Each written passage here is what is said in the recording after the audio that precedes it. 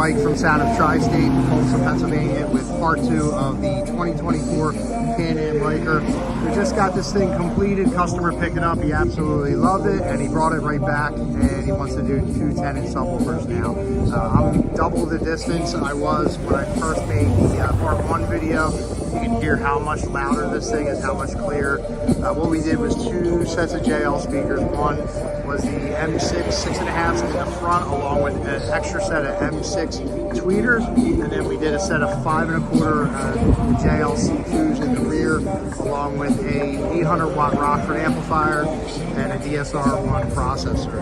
We're going to be taking the 4-channel amp out, adding a 5-channel for the subs, making a part 3, a finished video with the 2 10-inch subs, so you guys can hear the difference from that as well.